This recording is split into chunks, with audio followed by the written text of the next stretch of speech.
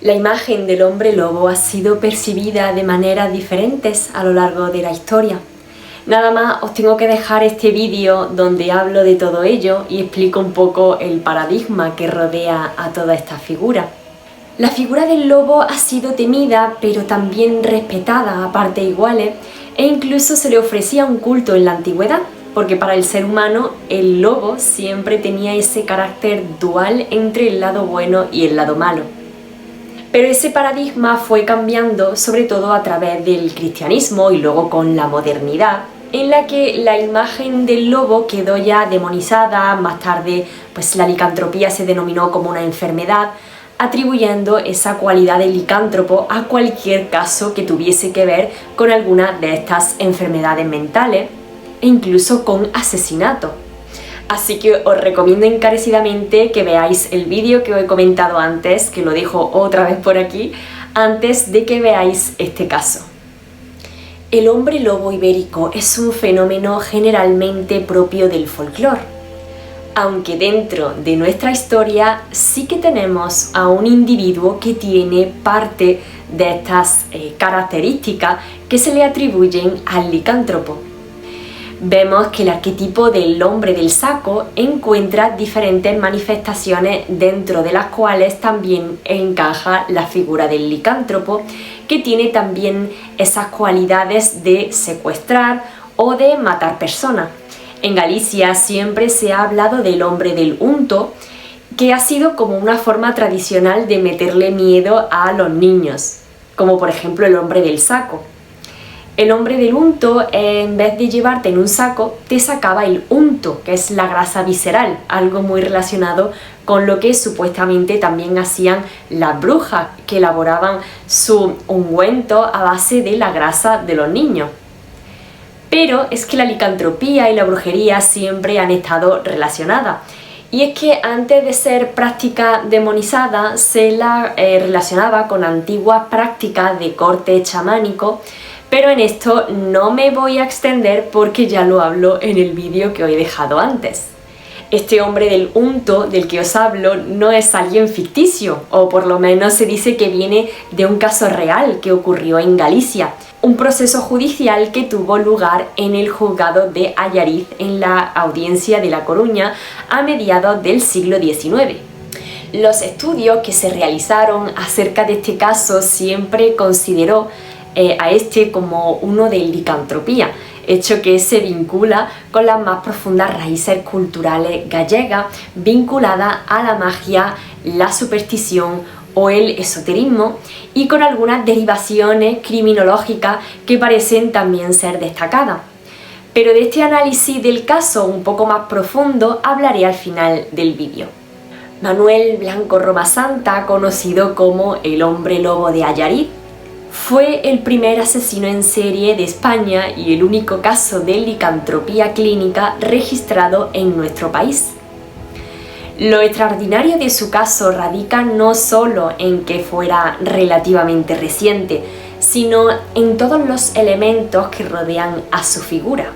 Este hombre parece sacado del folclore, incorporando facetas de un hombre lobo concebido como un monstruo, presentando rasgos psicopáticos propios del asesino en serie. Pero al mismo tiempo se constituye como una leyenda popular y un arquetipo del miedo, asociándose también con este hombre del saco o el sacauntos.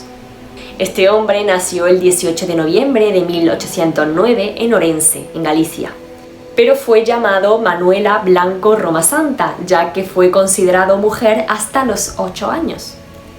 Recientes estudios llevados a cabo por un forense indican que en realidad no encontramos ante un caso de hermafroditismo.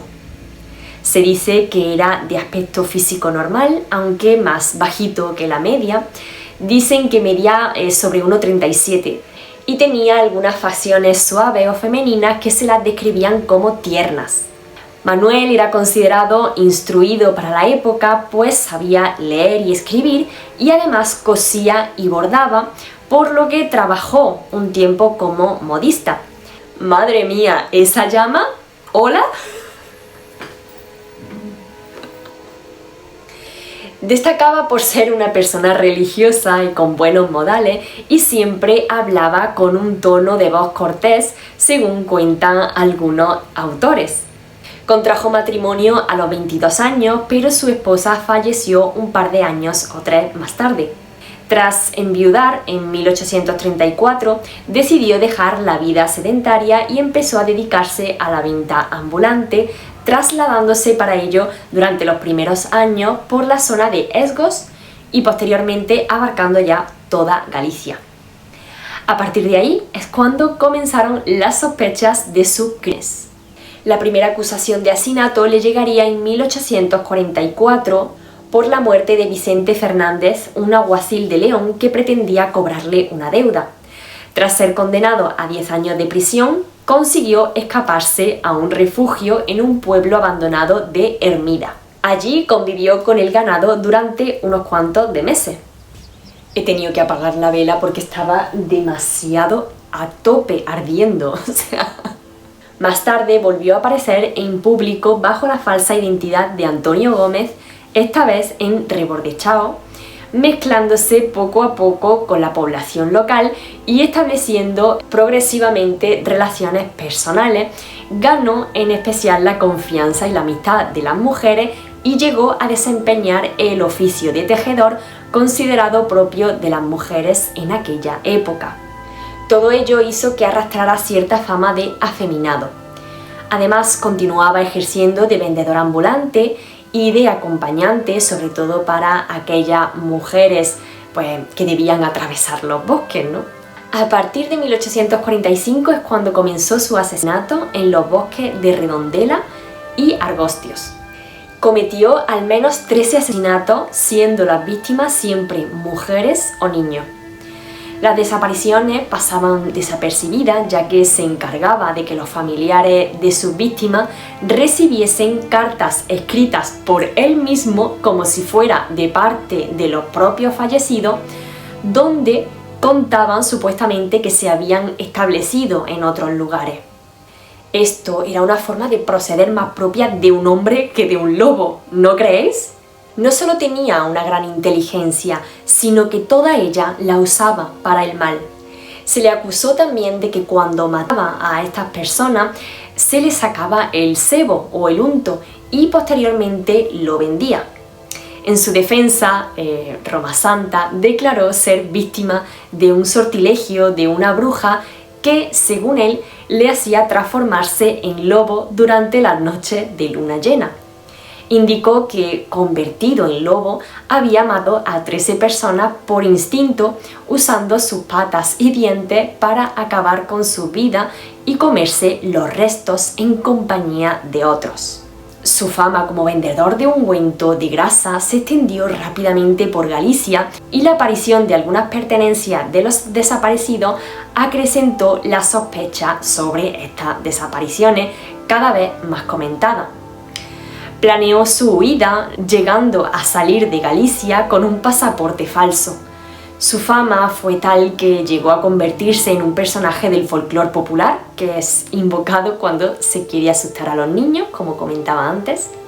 Y en 1852 finalmente se presentó una denuncia en la ciudad de Escalona, alegando que un vendedor ambulante engañaba a mujeres y niños para que viajaran con él y que luego nunca se sabía más nada de ellos. Por ello, las autoridades, al relacionar más adelante los rumores sobre el vendedor de grasa, fue cuando iniciaron su búsqueda como sospechoso.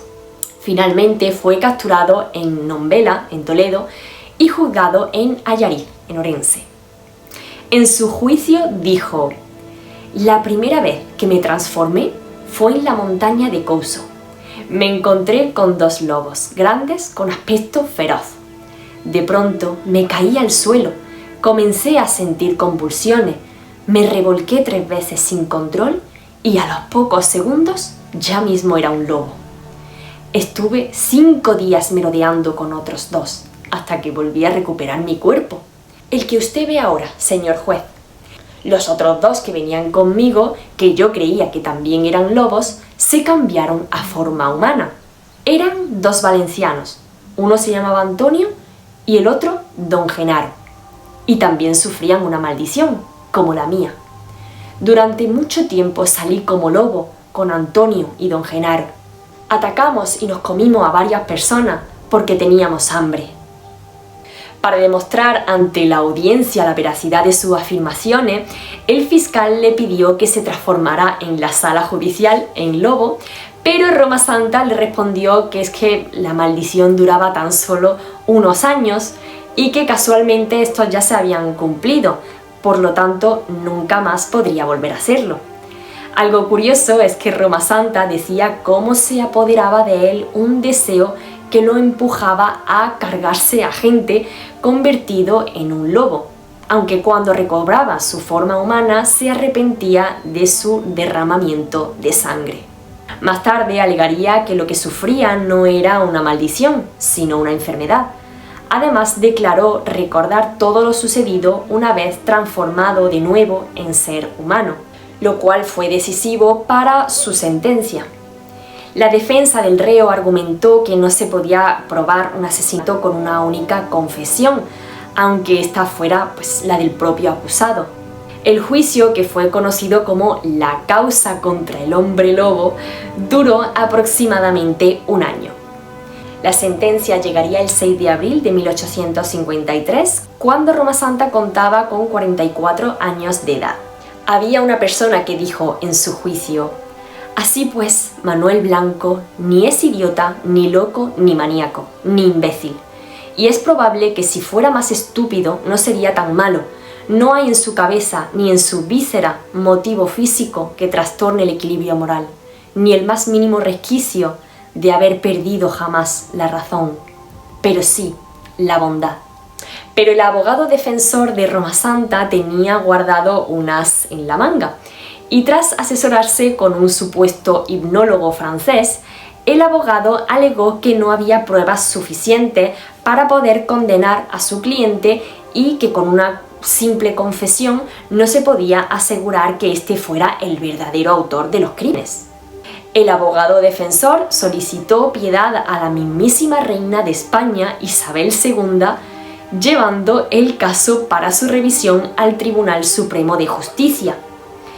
Por su parte, el misterioso médico francés quiso convencer a la soberana de la necesidad de mantener con vida al supuesto hombre lobo para poder estudiarlo y comprender el origen de su maldición, ya que el hipnólogo creía que Roma Santa era víctima de la rara enfermedad de la licantropía, ahora en la modernidad conocida como un trastorno psiquiátrico por el que la persona se creía que podía transformarse en un animal y que no distinguía a amigo de enemigo.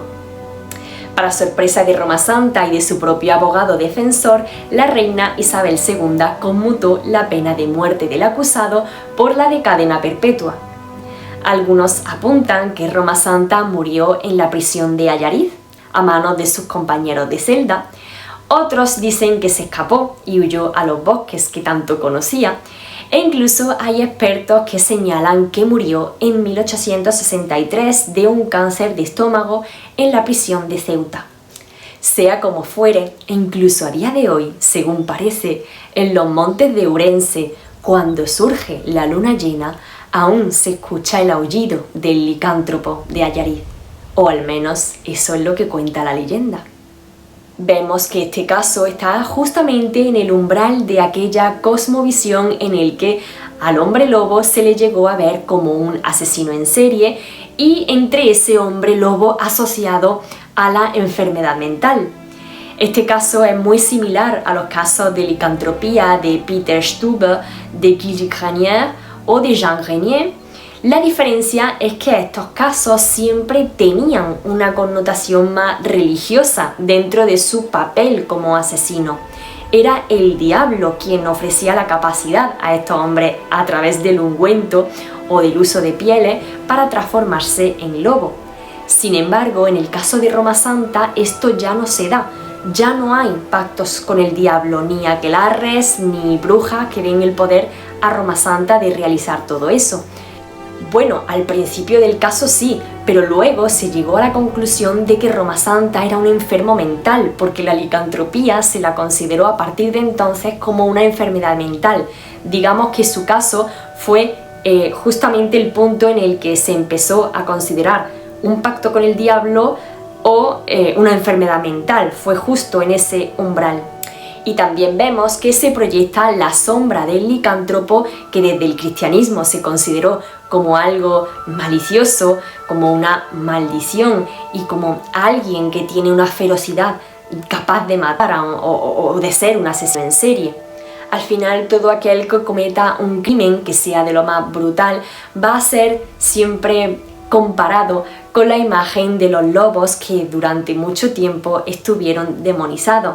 Es por ello que ahora, bajo la perspectiva racionalista, se ve al hombre lobo como un asesino. Ya el hombre lobo no se concebía como el furor en la magia guerrera, aquellos hombres que luchaban en combate de los que hablo en mi vídeo anterior, sino que tras esa imagen demonizada del licántropo se convierte en un asesino en serie, adquiriendo las cualidades humanas de la inteligencia y el raciocinio propios del ser humano mezclados con el furor de la bestia. Su caso es un claro ejemplo de cómo se concibe la licantropía en el mundo moderno, que está tan alejada de la concepción que se tenía en la antigüedad. Espero que os haya gustado mucho el vídeo. Dadle a me gusta, suscribíos si no lo estáis y no olvidéis de dejar algún comentario aportando al contenido por aquí abajo. Os mando un abrazo enorme y hasta pronto.